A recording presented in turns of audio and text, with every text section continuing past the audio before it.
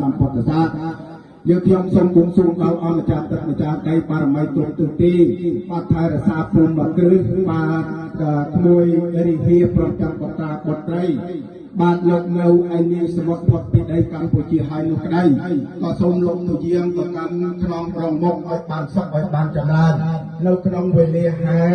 បាទឡើងនៅភូមិគ្រឹះថ្ងៃនេះសូមឲ្យបានសុខឲ្យបានចម្រើនថ្ងៃអាទិត្យសូមមិនជួបជុំថ្ងៃច័ន្ទកើតជាប់ប្រមូលផ្ដុំថ្ងៃអង្គារពុទ្ធភ័យថ្ងៃពុទ្ធមានជោគថ្ងៃប្រហោះមានជ័យថ្ងៃសុខមានលៀបសេរីសោសោសាយុនាមអ្នកពិរោះឈ្មោះជាចង្អាមានគុណប្រសើរលើលោកាសូមឲ្យខ្ញុំបានសុខកុំឲ្យមានទុក្ខទៀតមានឡើយណាបើមានសត្រូវមកពីទីណាសូមអ្នកតាចតាកំចាត់ផាត់ចេញឲ្យឆ្ងាយកុំឲ្យអន្តរាយដល់ម្ចាស់ទេហដ្ឋានប្រពចាំពុទ្ធាបតីយាយតាចាស់ទុំមកពីទីចិត្តទីឆ្ងាយសូមឲ្យបានសុខឲ្យបានចម្រើនចាប់តាំងពីថ្ងៃនេះដល់តរៀងតឡងជាយ៉ាងសព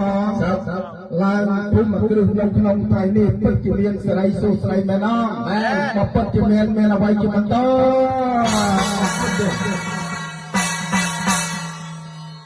បាទសូមគ្រូភ្លេងបាទជ័យជោគបាទក្នុងពិធីឡើងទេអត្ថា